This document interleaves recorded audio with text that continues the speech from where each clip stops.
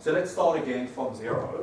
So cyclopentadienyl compounds, very important in organic chemistry. The starting point was 1951 with Paulson and Keeley, two scientists who serendipitously discovered ferrocene, which is a very stable orange compound. And later in the at the same time, Jeffrey Wilkinson and Fischer in Munich elucidated the correct structure of ferrocene. So this is basically what happened. Paulson and Keeley were trying to do oxidative coupling of cyclopentadiene using iron, starting from this Grignard reagent, to make fulvalene. So this is what they planned to do, basically via a radical pathway to couple that, lose hydrogen mediated by iron, make fulvalene. What they stumbled across by accident the next day when they came into the laboratory was an orange powder, which when they analyzed showed by elemental analysis or microanalysis to have the chemical formula of Cp2 iron, so bis-cyclopentadienyl iron. Now at that stage, people didn't understand and had not yet been seen that you have this idea of hapticity where a cyclopentadienyl ring sits on a metal where all of the atoms are bound to it, pentahapto system. So of course with the information that they had, they incorrectly assigned the structure as you see here. So they thought it could either be something like that, some sort of an organo-iron compound, or this complex here where you have two cyclopentadienyls, cyclopentadienides with an iron 2+, and this is something ionic. Now, Fischer and Wilkinson then came along, thought this was a very interesting discovery and decided to investigate it a little bit closer. And what they independently found is that it's not as Paulson and Keeley predicted, published in Nature in 1951, but in fact, it's something like this. It's a sandwich type structure, and they approached it in different ways. Fischer did a single crystal X-ray diffraction analysis of it, and he found something that looks like this. This was the early 1950s, so the resolution of X-ray diffraction was not that good. So he called it a Doppelkegelstruktur, which means like a double cone structure, which clearly shows you that the cyclopentadienyl ring is sitting on the iron in a pentahapto fashion. And Wilkinson from Imperial College did it in a, let's say, more erudite way, where he sort of inferred the structure purely on the basis of spectroscopic investigations. He showed that by infrared spectroscopy, there was only one stretching vibration for the CHs, which of course is only possible if it's like this. Of course, if this structure is correct, you have several CH stretching vibrations for the cyclopentadiene. He also showed that the dipole moment is zero, which of course is only possible if you have a structure like this. And that's, so they independently inferred the structure correctly. And this is one of the reasons why they were awarded jointly the Nobel Prize in 1973.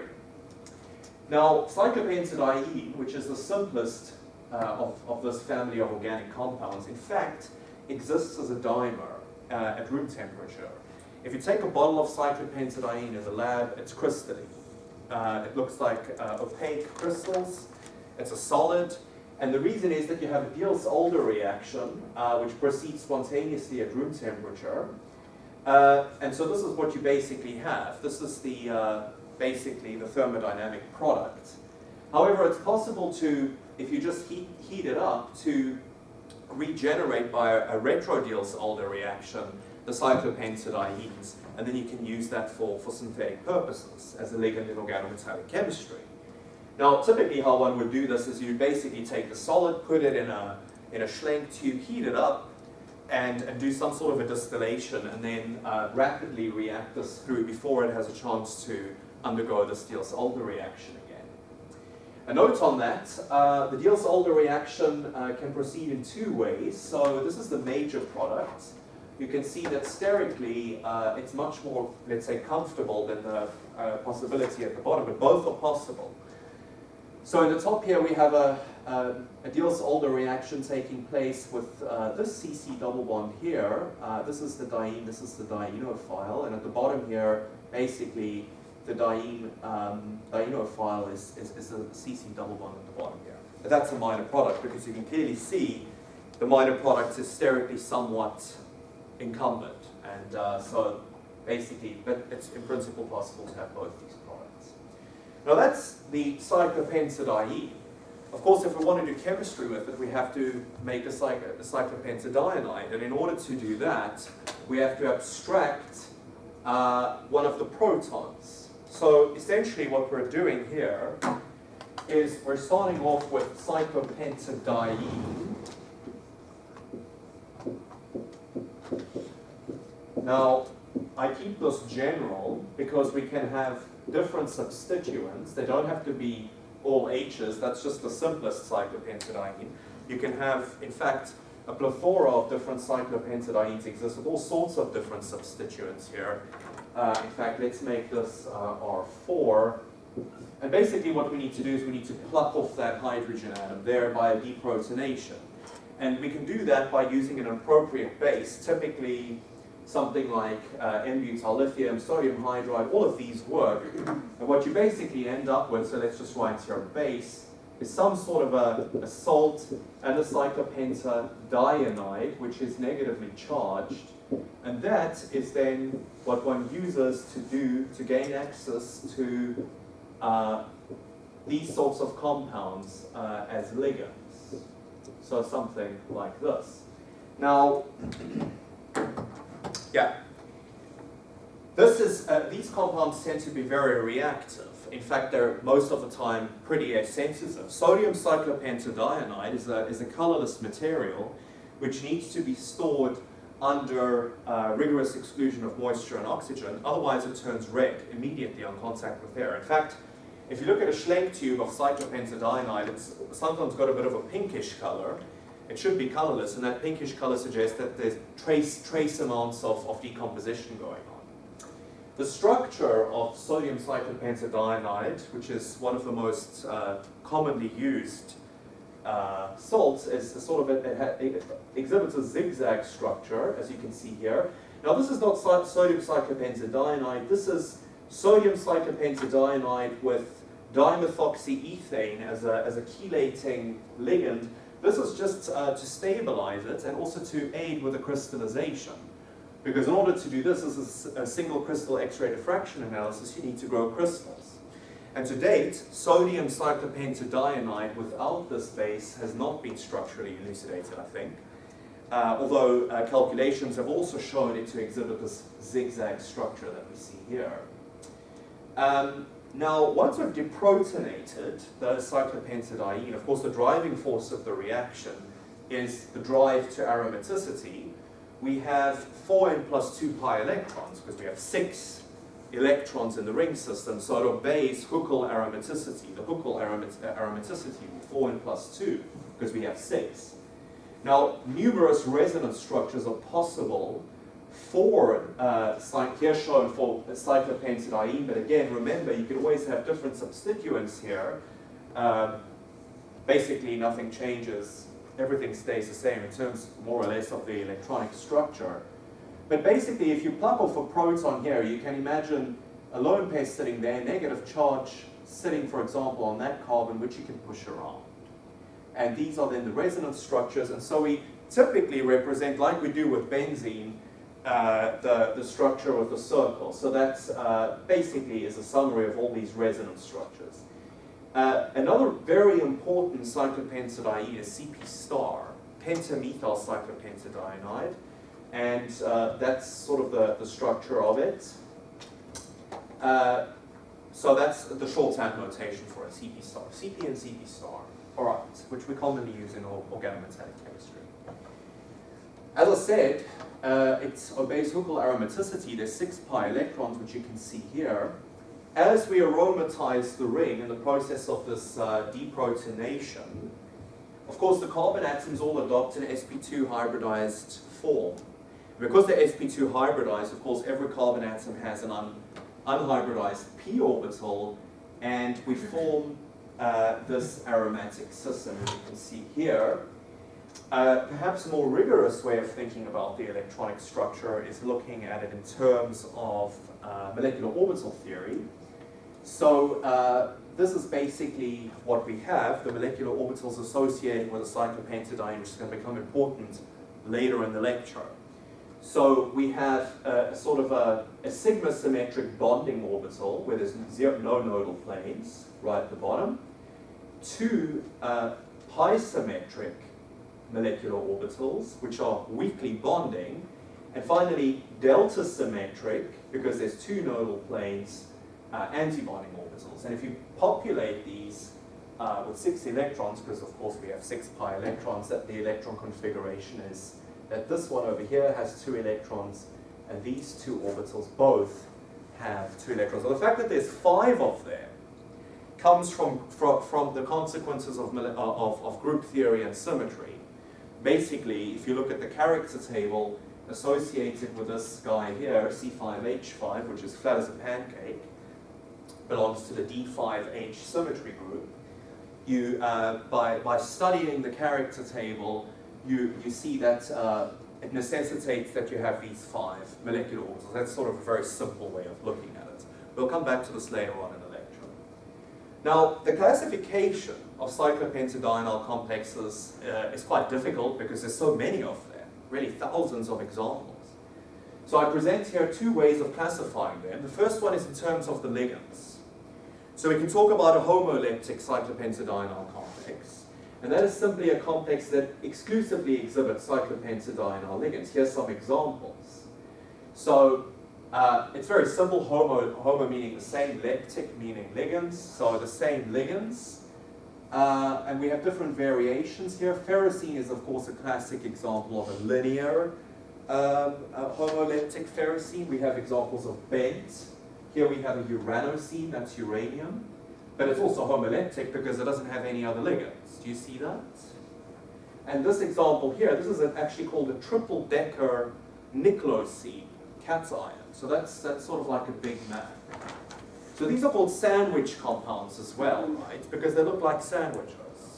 So this is an example of a bent sandwich, this is a linear sandwich, and this is a multi-decker sandwich.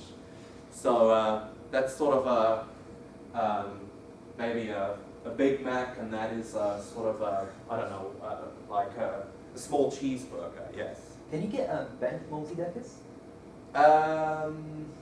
Well, actually, yes. You can think of this as a bent multi-decker, isn't it? Oh, yeah. Sodium, CP, so yes. That's sort of a polymeric chain. So yeah, in a way those exist as well. Yeah, so sure. Incidentally, you have here this bent example. Another just interesting example is, particularly for the F block elements, you have something like this, where they actually have 3.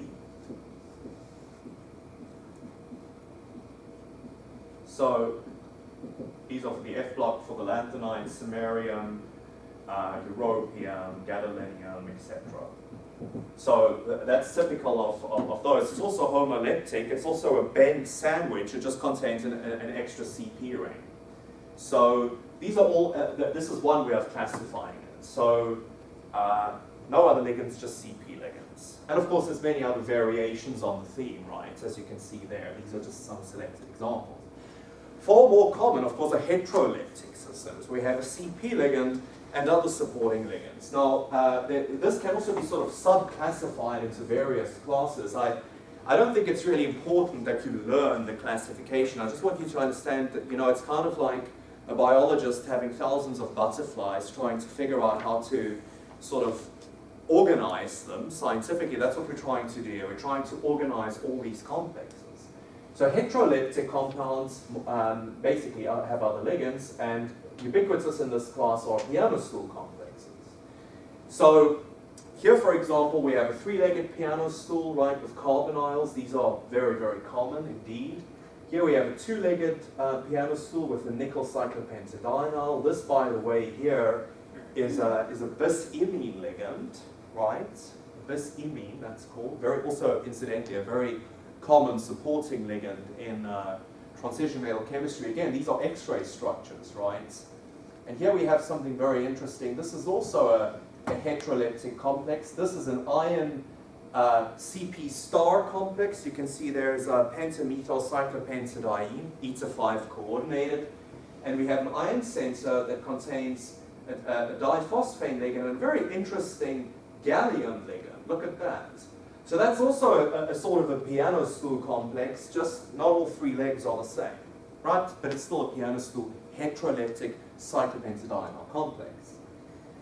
Other examples of heteroleptic compounds, we again have the bent variety. So here we have piano stool complexes, but you can also imagine having bent heteroleptic CPs. We've encountered these before, in fact. So you can, for example, imagine having two cyclopentadienyl ligands and one additional ligand. So here's some examples: CP2 molybdenum carbonyl, CP2 vanadium chloride, etc. These are basically contain a transition metal, two cyclopentadienyls, and two other ligands. For example, very common group 4 metallocenes, right? Bicyclopentadienyl titanium or zirconium or hafnium dichloride. There you can see the structure of one of those. And you have really, literally thousands of examples. These are just really some selected examples. You also have CP2M3 complexes, heteroleptic, and here are some examples. These are quite common with the early transition metals, group 5, group 4 metals, but particularly group 5, niobium, tantalum, and vanadium. So that's sort of a classification based on the other ligands at the metal, homo and heteroleptic. Heteroleptic, we have piano stool complexes, and we have bent metallocenes, which are heteroleptic. Does everyone follow? All right, it's quite simple. There's another way of classifying them, and frankly I find this a much better way, and that's in terms of the actual bonding situation between the cyclopentadienyl and the metal. Now, there are really two extremes here. We can imagine, for example, with iron, with ferrocene, and we'll look at this in a moment, that it has a very strongly covalent interaction between the metal and the cyclopentadiene. So what this is sort of an electron density plot, if you will, a calculated electron density plot of where the electrons are sitting, or the electron density is in ferrocene. And now compare that to magnesiocene. So this is CP2 magnesium. Now magnesium is of course an S-block metal. It's a main group metal. What is the difference between those two? If you look at that electron density plot. The electrostatic, you have the electron density between the two. Right. Correct. Basically what's happening here is that the cyclopentadienyl ring systems are really essentially behaving ionically. So they really are CP minus.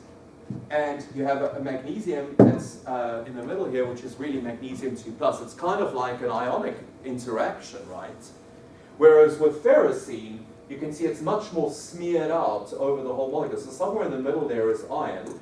So there's clearly some sort of a retrodative interaction between the cyclopentadienyl and the metal here.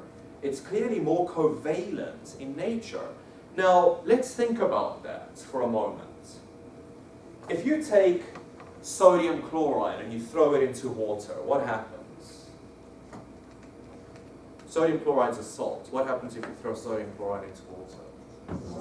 Yeah. Well, it dissociates. You break up the lattice. You destroy the solid. What happens if you take a covalent molecule and you throw it into water generally? Nothing. It might dissolve, but it stays intact.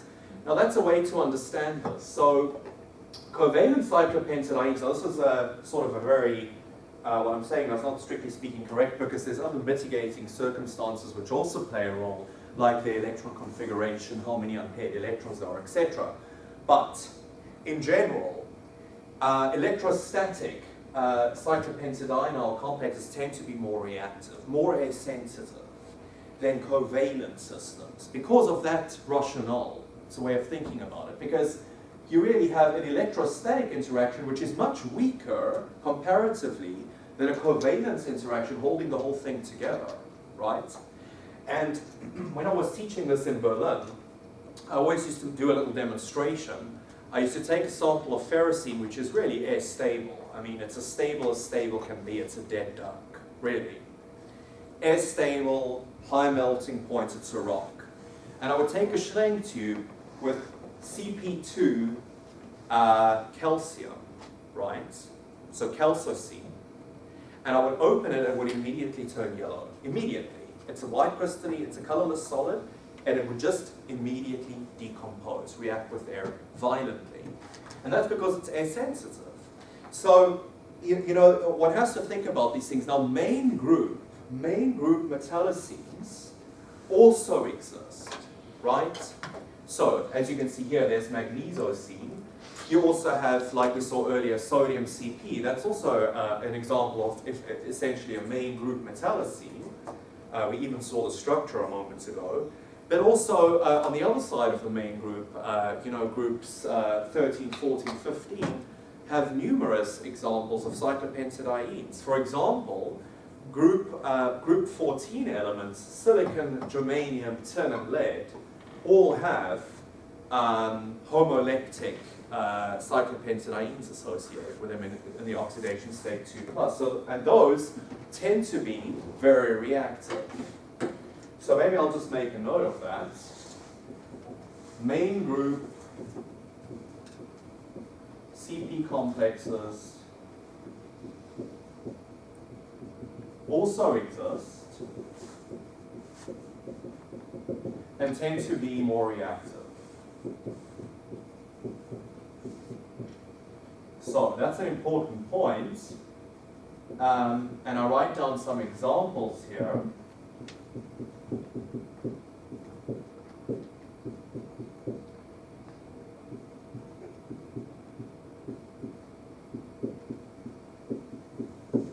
Now, those are examples of group 14 cyclopentadiene complexes. And actually, this one here, CP2 tin, was made as early as, I think, 1957 by Fischer. So he had the insight then already that it's possible to extend this not just to transition metals, but to main group elements. This guy here, the CP star 2 silicon, in fact was made by Yutzi, 1986. And in fact, it's an interesting, very interesting compound because it's the first example, in fact, the first example of a molecular silicon 2 compound ever reported. Now that's very interesting. That's something for a different course, but silicon in the oxidation state +2 is very difficult to deal with, and he found a way of dealing with it and managed to make it. Now, to digress just for a moment, because this course has also got supposed to have some main group chemistry in it, I just want to briefly discuss these guys here, because they're an interesting bunch. Basically, what you have, if you look at the electronic structure of these, is that the main group element has a lone pair stable, right? And that lone pair, it's a stereochemically active lone pair.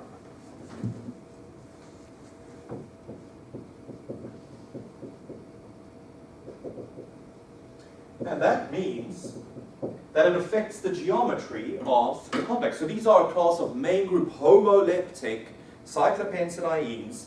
And what's interesting is if you look at the series going from top to bottom, in general, what one observes is that the bending, the angle between the two cyclopentadienes, this angle here, as you go from top to bottom, in fact, increases on average.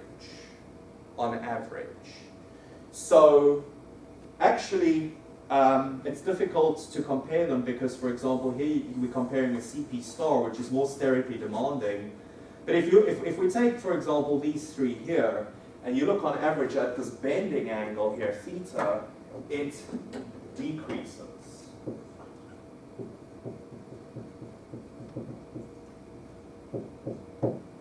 In other words, when we get to lead, we're almost at a non-bent sandwich structure. Now, why would that be? I mean, what is the reason for that? It's an interesting phenomenon.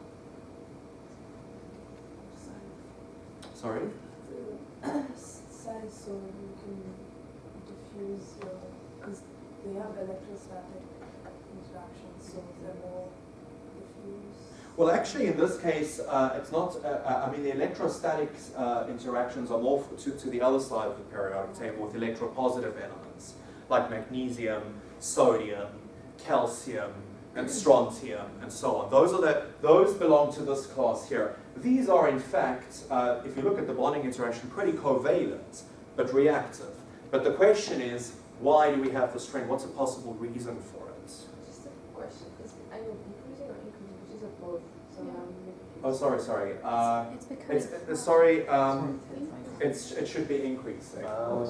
Sorry. So it goes more towards linear. Yes. So it will be something like this. And then something like that, and then. Now, why is that? So because you have like more electrons around the main group element as you go down. You're thinking on the right track.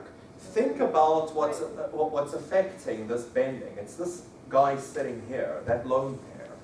Now, what's the nature of that lone pair as we go from germanium to lead? It's going to become more and more, because there's more electrons, it's going to become more and more shielded, right?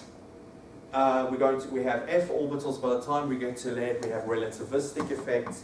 Basically, what it comes down to is something called the inert pair effect. This is a new term. And this is a very, very important thing in inorganic main group chemistry. So as we go from the top of a main group element to the bottom of that group, the inert pair effect takes hold. And basically what that is that this lone pair here is going to become more and more inert, more and more shielded and unable to do stuff, and play less and less of a relevant point in terms of the chemistry. Another way of thinking about it is, as we go from top to bottom, is that the ability of elements to undergo hybridization is completely blocked. Hybridization is something for early elements, carbon, nitrogen, oxygen. The moment you get to the third period, the propensity of elements to undergo hybridization breaks down. So that's another thing that happens, is the character of this lone pair, of the orbital in which it resides, goes from having quite a bit of p character here to being exclusively s down here. All right? And of course, if you take away the p character, what's going to happen to the shape of that orbital? It's going to become more and more spherical, and that's going to basically make it inert. That's a way of thinking about it. So the inert pair effect also is due to, of course, relativistic effects. We've got f orbitals down here, and that also plays a role. Now, that's sort of a digression. I digress there to a bit of main group chemistry. I just want you to be aware cyclopentadiene and cyclopentadienol chemistry is everywhere. In the S block, in the P block, in the D block, and in the F block. We saw an example earlier here with uranium. And we had some examples here with some lanthanide CP complexes. So they're really very important, and I cannot stress their importance enough. Right? It's a beautiful ligand to use in organotransition metal and main group chemistry. All right, now let's talk about the synthesis available. Right? We need to extend our toolbox. So now we're going to have a look at these. Now we've, in fact, without you realizing it, in fact, sort of encountered some of these earlier on. But let's just do this now formally. Now, probably the most common way of making or installing a cyclopentadienyl group onto a metal is using salt metathesis, right, as we see here. So what we're doing is we're reacting, in this case, for example, sodium cyclopentadienide with a metal dihalide, right? Here I use the example. This, by the way, is a much more efficient way of making ferrocene than what Paulson and Keeley did in 1951. Right? That's a completely inefficient, atom, uneconomical way of doing it. But here you can do it very cleanly and you get the complex. Now, I write here CP, but again, I want to remind you that this is general for any cyclopentadiene with any substitution pattern, right? CP star, and it also works with very bulky cyclopentadienes. Maybe I'll show you some examples at the end of the lecture if we have time. But CP here, of course, CP refers to C5H5, but this toolbox that we're discussing here, all these synthetic groups apply to all cyclopentadienes. So that's a very common one. And here's some variations on the theme. Instead of using sodium cyclopentadiene, you can also use, for example, thallium cyclopentadiene. You can use potassium cyclopentadiene, lithium cyclopentadiene, whatever. Right? They all do the same thing. Because remember, it's all basically this sort of guy here. The thing that's going to change is if you change the identity of N+, you're going to change the reactivity of a cyclopentadiene. For example, lithium cyclopentadienide is slightly less reactive than potassium cyclopentadienide. So it does play a role. It does the same thing. It just you can change the reactivity of the CP minus by changing the nature of the cation there, right? That's sort of a point to remember. So if you want a really harsh nucleophilic CP reagent, you go for potassium CP. That's really going to react like a bomb. Lithium CP will react as well, but it might be a little bit slower, and so on. And there's of course other effects as well, like the nature of the substituents on the CP ring are also going to affect the reactivity. But anyway, this generally works. Here we have an example of starting from molybdenum pentachloride, where we sort of do a one-part synthesis, installing 2 cyclopentadiene rings, and at the same time we do a reduction, and we end up with this molybdenum 4 complex here. Now don't worry too much about that reduction, but this is just to show you the versatility of this reagent. Right, so this is salt metathesis from a source of CP minus. I hope you're starting to see a pattern here, because when we discussed alkyl compounds, remember we also had, starting from a nucleophilic alkyl group, and then I said, let's swap it around and let's do it with an electrophilic. Put the electrophile on the alkyl chain and swap things around. We do the same thing here. Here we start from a CP minus, we also start from a CP plus. You see that? So we can swap things around. So here the electrophile, you see the pattern. You see the pattern. Here the electrophile is on the ion, the nucleophile is on the CP ring. Here we swap things around. Here the CP, so here we're just taking a simple organic cyclopentadiene. Again, I use the example of C5H5 Br, so that's bromo cyclopentadiene, and I'm reacting it with this guy here. Now what's this guy here? Sodium CP ion dicarbonyl. What's that? Sorry? But iron is negative. Right. This is sodium plus CP ion dicarbonyl minus. So that is a what? Yes, it's a salt, but is it a nucleophile or an electrophile? Yes.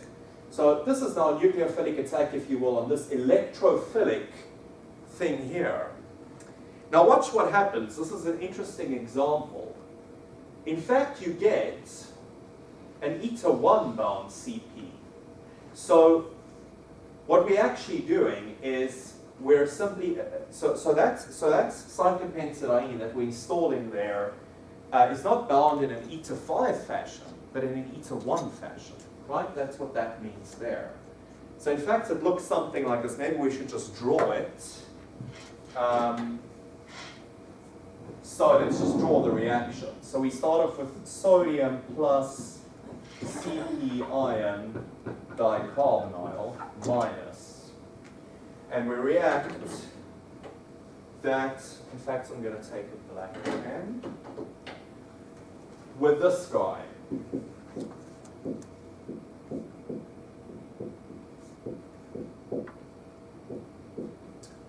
Alright, and these are H's, but again, in principle, we're not restricted by H's, we can put other substitutes on. So just remember that that's a connecting leitmotif through this lecture. Now this is an electrophilic center, isn't it? So what's going to happen? Organic chemistry is going to kick in. And we're going to get some sort of a substitution mechanism, right? And basically what we're going to end up with, we're going to end up with sodium bromide, metathesis salt, and we're going to end up with this guy.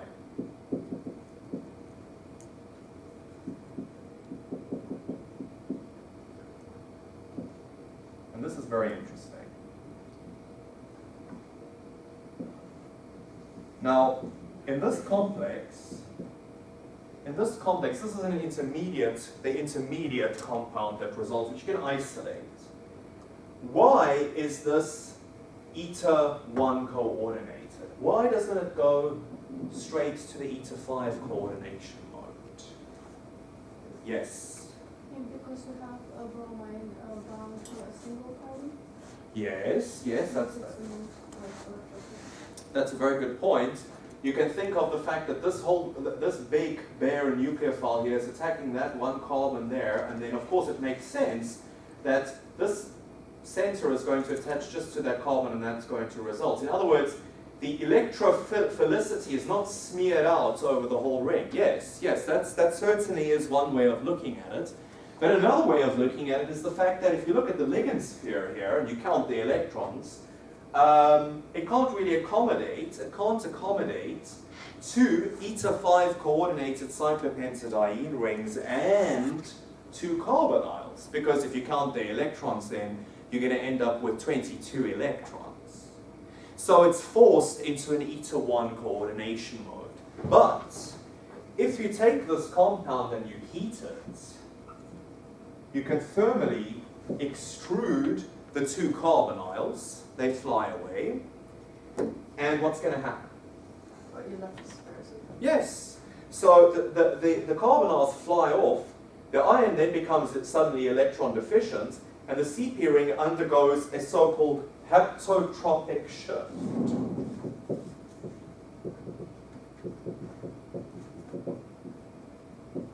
From eta 1 to eta 5. That's called a haptotropic shift.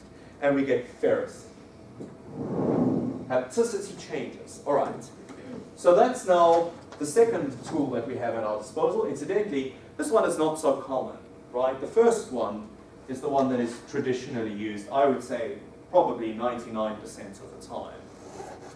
Maybe 90% of the time. There's other variations here. For example, instead of having bromine, you can have all sorts of other good leaving groups as well. Iodides, triflates, all sorts of things. All right, now, the third and important variation or tool is simply from taking a suitable metal precursor and reacting it with a diene, and directly getting the CP complex. Now that's really cool, right? Because you don't have to go to all the trouble of first going into the lab and doing this proton abstraction, and then in a second step reacting it with a metal dihalide. You do it in one step, so check it out. Here we start, for example, with CP star H, reacted, for example, with this rhenium methyl pentacarbonyl. These are examples, right? It doesn't mean they're going to work with every metal precursor. It's something you have to go into the laboratory and try.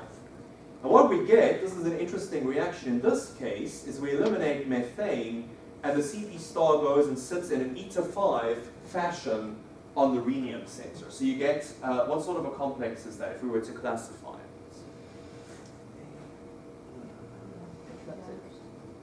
Pianostool, yes. What else? Heteroleptic. Yes, it's heteroleptic. It's a beautiful example of a three-legged piano stool. So that's one sort of way of doing it. This is very common for ion chemistry. So this very important CP ion dicarbonyl dimer that we've encountered before, in fact it was in the midterm, which enables one to make this guy here.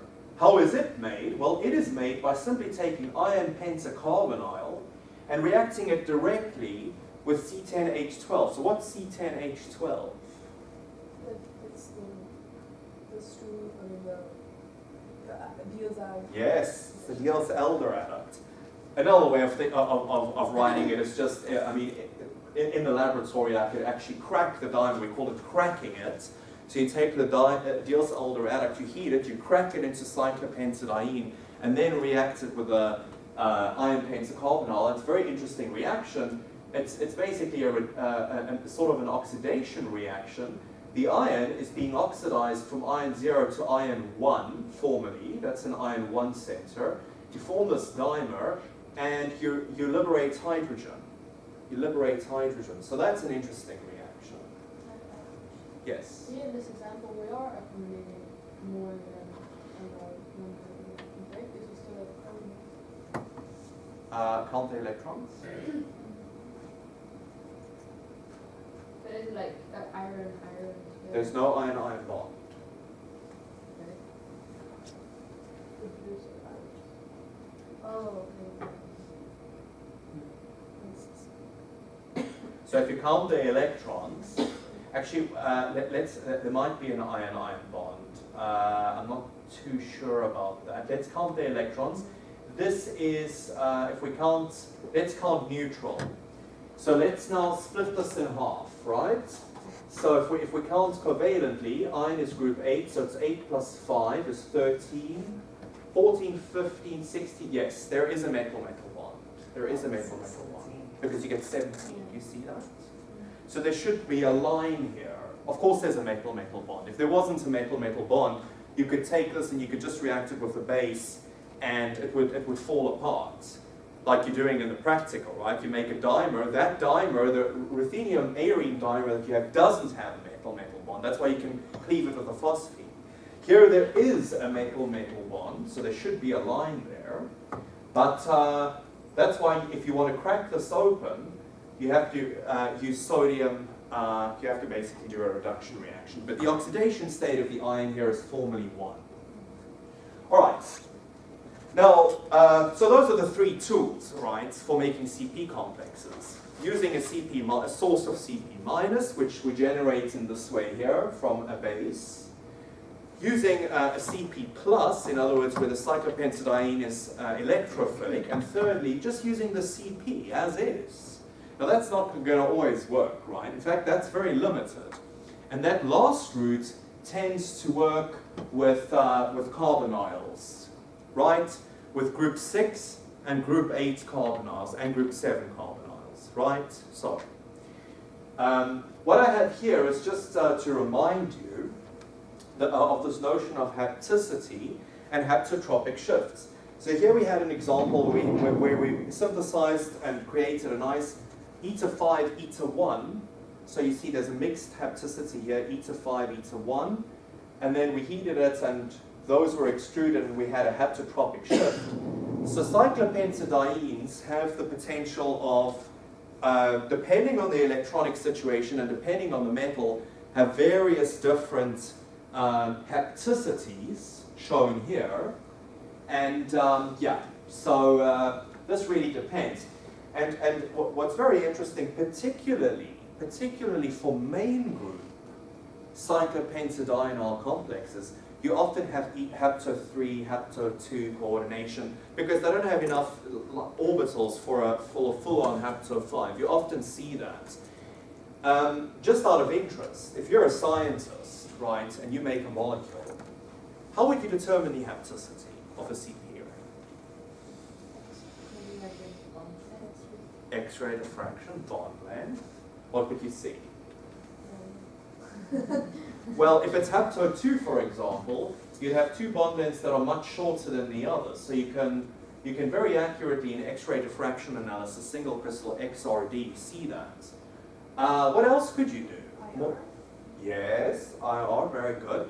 And in principle, IR is very difficult. When you have a complex with lots of substituents, you have lots of vibrations everywhere. Principally, it's possible, but what else could you do? Yes, NMR. What are you going to see? But you've got to be careful with NMR. Yes. Now, NMR is a great idea, but I'm going to show you this in a moment. It could be that in the solid state, you have a hapto 2 coordination mode, but in solution, you have sort of a haptotropic shift going on rapidly. That what you see in the NMR spectrum is an average of, let's say, this ring going around on this metal. We'll look at an example in a minute. So with NMR, you must be careful, right? But that just goes to show this is a difficult business. You know, the solid state is going to give you information about the solid state, X-ray diffraction. The NMR, solution NMR, is going to tell you what's happening in solution. There is a third possibility, which is a very interesting one, called solid state NMR spectroscopy, where you can actually record the NMR spectrum of solids. Now, I've done that before. That's quite a difficult technique. Not every university has. It's called magic angle spinning NMR. Well, it's really called that. And you can actually then do a carbon-13 spectrum in the solid state, and you would then see, and it's very interesting, you would then, for example, see different chemical shifts for this ring system. And in solution, you might only see one, which means that it's going around. Now, this is an example that highlights exactly that point. So here is our beautiful complex that we made down here, CPI dicarbonyl eta 1 CP, check it out. Now let's look at the NMR spectrum. This is the spectrum at okay, a little bit above room temperature, 30 degrees centigrade. We see two signals. We see two signals. What does that tell us? Yes. And those two signals, so look at the spectrum on the top, correspond to, so this is H1 to 5, or let's start with this one, 6 to 10. So those there all have the same environment. Now that can be interpreted in two ways. It can be interpreted that this ring is basically spinning around very rapidly on the ion, and that results in all the H's having the same chemical shift, or it can be interpreted by the fact that there's symmetry elements that exist, even if it's static, that they have the same chemical environment. Now you should sort of be familiar with this because we're doing it in the practical. This ring at the bottom here, H1 to 5, there's only one sharp signal. Now what does that tell us? Is that consistent with the structure that I've drawn there, yes or no? No. How many signals should we have if it's static? We should have 1, 2, 3, yes. Yes, but we only have one. So what does that tell us? It's turning. It's turning very quickly. It's turning faster than the time scale of the measurement. And that is called a sigmatropic rearrangement. So look what's happening. The carbon that is bound to the metal is jumping around. So we start there with the C1 bound to iron, then it goes to C5, then it goes to C4. You see what's happening? It's turning in a clockwise direction. It's called a sigmatropic rearrangement. It can do that. And if that happens very quickly, it is, in the NMR spectrum, you're going to see two signals. Yes? You just said in a clockwise direction. How do you know? And then that it's in... Well, it can go, you're right. I mean, I've just drawn it here and going in a clockwise direction. Of course, it can also go in an anti-clockwise direction. Yes? But how do you know whether it is actual hapto 5 or hapto 1 string? You don't. That's the point. At this stage, if you run the spectrum, a person would be saying, oh look, there's two sharp signals, it's two hapto 5 rings. So you can very easily make mistakes in science. But then, you're a clever guy and you decide to record the spectra at low temperatures. You cool it down and you can do that. Now look what happens. Look what happens. You go to minus 25, and this at minus 19 and 25. What's happening to this signal here? Look at what's. Describe what's happening. Yes, it's spreading. It's becoming broad. Now, what does that tell us? It tells us that something's going on. It tells us that we're slowing. It suggests that we're slowing this dynamic process down. And then we cool it down further, and check this out. At minus 80 Celsius, we see several new signals. But look what's happened to this signal here. That one corresponding to the hapto 5 ring. Does anything happen to it? No, it stays a singlet. Which tells us that baby is spinning very rapidly, even at minus 80. It's spinning around so fast, you can't freeze out the process. But you can freeze out the sigmatropic shift. So what's basically going down here is we've frozen out this dynamic process. That's the language we use. You say the dynamic process is frozen out on NMR timescale. Now we're going to have a lecture on NMR later in the course and we will revisit it. Is solid state NMR the same as low temperature NMR? Yes. Yes and no. It depends. I mean, it might be that the dynamic process has a very, very, very, very, very low temperature that you require in the solution NMR for it to be frozen out, and that you might go down to -100 and not see anything. But in the solid state, it might be frozen out. So, you know, sometimes you're lucky, and if you go down in temperature, you can freeze out processes like we're doing here, but sometimes you can't. Sometimes you go down to -100 Celsius, which is more or less the lower limit of cooling a solution NMR spectrum, and you don't see anything. But that also doesn't really mean anything. You've got to kind of do the solid state NMR and the X-ray to figure out if there is a dynamic process that can or cannot be frozen out. And this is a beautiful demonstration of that. Look at that.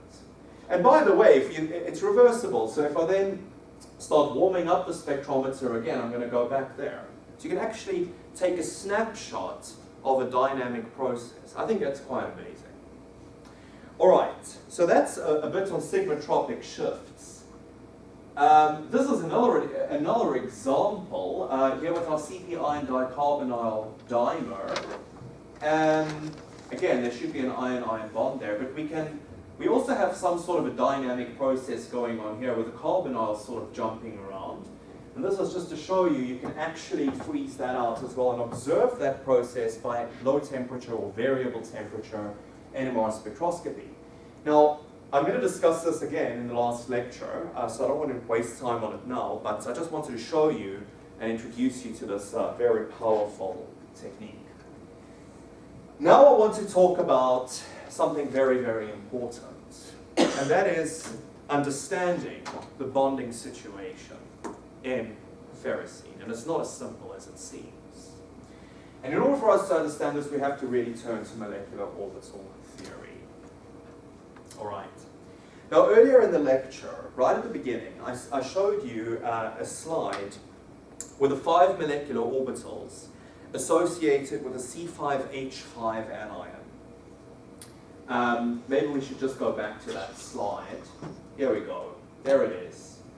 And I said to you that this is sort of the result of group theory, right? And that's what you get from group theory, taking the symmetry of C5H5 into consideration. Now, basically, I've re-represented those orbitals here. Now, you can break it down. So these are the 5 possible molecular orbitals for a C5H5 ring system. Taking the pi, the delocalized pi electrons into consideration. Now look at what we have. And this comes from group theory. So I'm not gonna really go into that, but this is sort of what falls out of group theory. We have basically 5 possibilities. One where we have all the orbitals pointing in the same direction with the same phase. Then we have no nodal plane. This is a sigma. So this is a sigma symmetric molecular orbital. Then we have pi symmetric molecular orbitals. So here we have basically one nodal plane. Notice there is a nodal plane there. And if you look at this baby here, where's the nodal plane? Check it out. Here. Here's the nodal plane. Do you see that?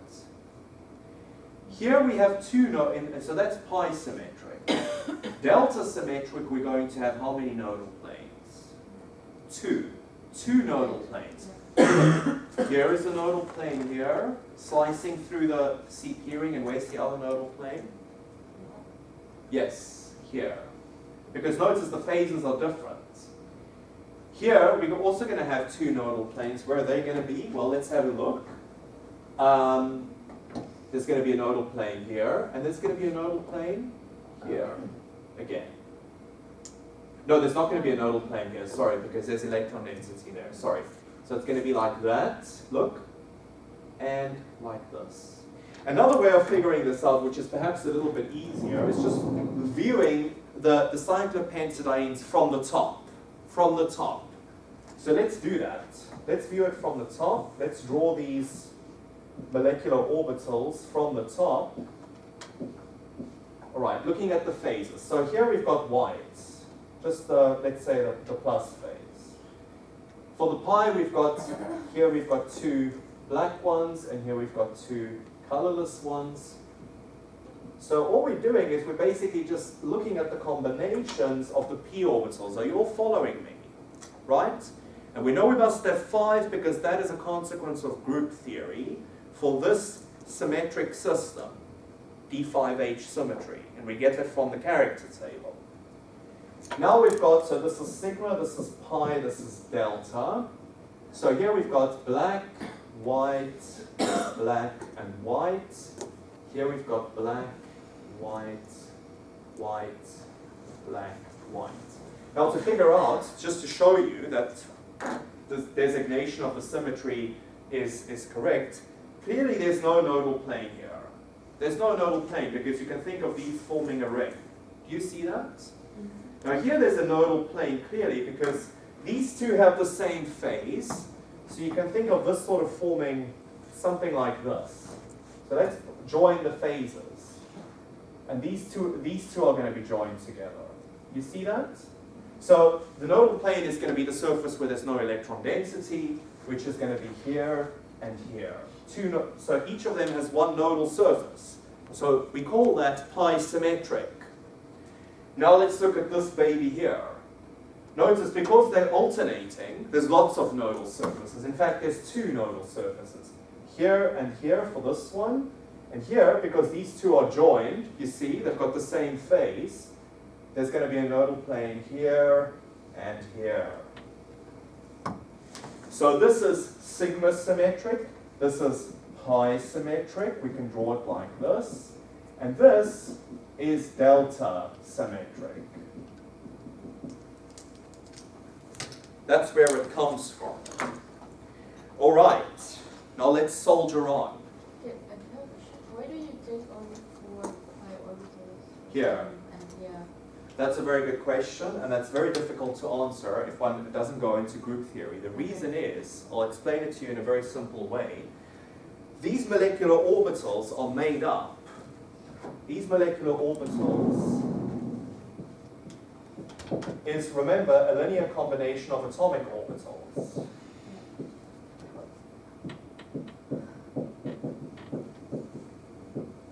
Now, if you look at the possibilities if you calculate the possibilities for the molecular orbitals, for these pi symmetric orbitals, basically, it turns out that the coefficients of the atomic orbital corresponding to this one here is 0. Oh, okay. And that's why you don't have an orbital sitting there and you don't have an orbital sitting there. It's a consequence of how you build up the molecular orbital from the linear combination of atomic orbitals. All right. And it's kind of a consequence of group theory. Because if you think about it, group theory necessitates that we should have 2 of these orbitals, kind of. And the only way to achieve that is if we drop one of the orbitals here, right? If you think about it stochastically, because how am I going to build up a nodal plane if I put either a black or a white orbital there? It's not going to be possible. You see that? Yeah. So I've got to drop it. And the same here. So that's another way of thinking about it. Right, but anyway, we end up now with these 5 orbitals. Now these are the orbitals for one cyclopentad IE. Just one. And maybe we should take a 5-minute break and then soldier on. How does that sound? Right, so just now for the moment, don't lose track. We have 5 orbitals. We have 5 orbitals, 5 molecular orbitals, 1 sigma, 2 pi, 2 delta.